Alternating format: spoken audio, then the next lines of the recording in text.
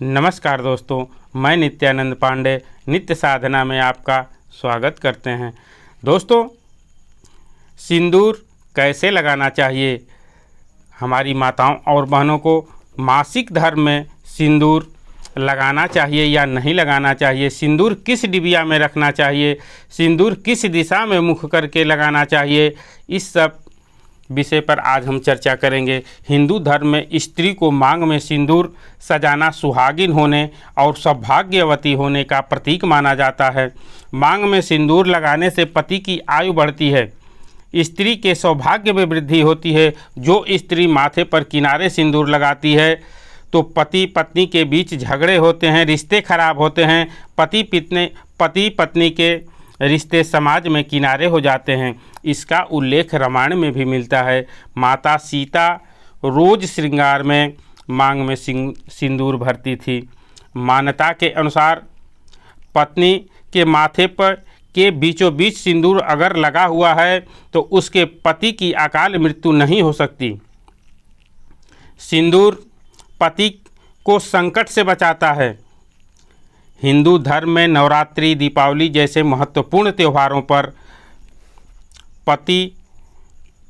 पत्नी को पति के द्वारा अपने माथे पर सिंदूर लगवाना शुभ माना जाता है। जो पत्नी माथे पर बाल में सिंदूर छुपा करके करती है, उसके पति का मान सम्मान भी समाज में छिप जाता है। दोस्तों, और मैं बताना चाहूँगा, स्नान के बाद अगर हमारी माताएं बहनें पूजा करने से पहले मांग में सिंदूर लगा लें।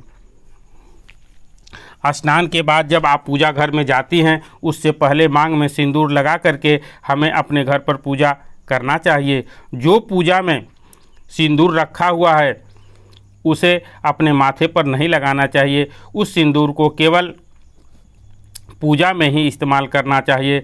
सिंदूर की डिबिया से लेकर के मांग में 3 बार सिंदूर लगाना शुभ माना जाता है।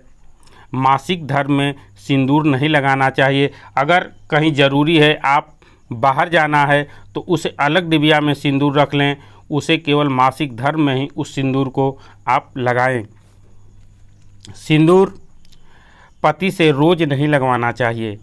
सिंदूर अगर गिर जाता है तो पैर से नहीं लगाना चाहिए। उसे साफ कपड़े से पोंछ करके आप उठा सकती हैं। सिंदूर लकड़ी के डिबिया में रखना बहुत ही शुभ माना जाता है, नहीं तो आप पीतल के डिबिया में भी उसे रख सकती हैं।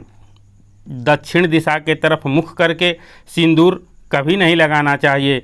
पूर्व दिशा में मुख करके अगर आप सिंदूर बैठ करके लगाती हैं तो यह बहुत ही शुभ माना जाता है।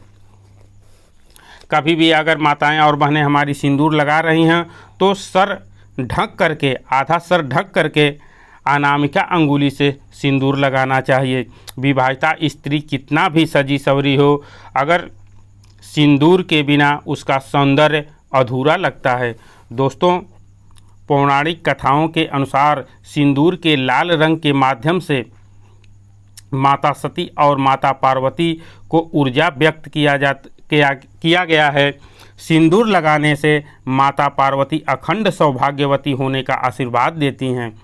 माता लक्ष्मी के सम्मान का प्रतीक सिंदूर माना जाता है और माता लक्ष्मी को सिंदूर बहुत ही प्रिय है। माता लक्ष्मी के पूजा में भी सिंदूर का प्रयोग होता है।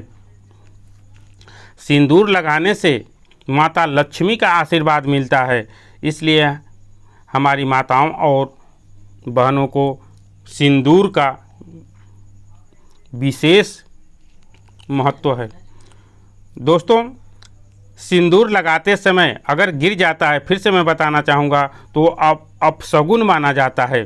उससे रिश्ते में दरार आती है। माता पार्वती से क्षमा याचना करना चाहिए, उनकी प्रार्थना करना चाहिए।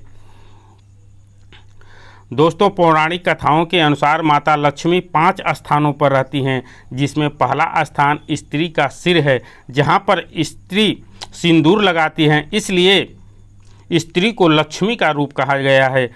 इससे घर में सुख शांति बनी रहती है, इसलिए इनका अपमान नहीं करना चाहिए। दोस्तों, स्त्री का अपमान जिस घर में होता है उस घर में माता लक्ष्मी प्रवेश नहीं करती हैं। सिंदूर लगाने से नकारात्मक शक्ति दूर रहती है, सिर में दर्द नहीं होता है, इससे महिलाओं की उम्र भी बढ़ती है। दोस्तों, सुहागिन स्त्री को अगर सपने में आप देख लेते हैं तो इससे धन का लाभ होता है। स्त्री को सिंदूर अपने माथे के बीचों बीच लगाना चाहिए और लंबा लगाना चाहिए। तो दोस्तों, यह थी कुछ विशेष जानकारी। तो मिलते हैं कुछ ऐसी ही ज्ञानवर्धक वीडियो के साथ। धन्यवाद।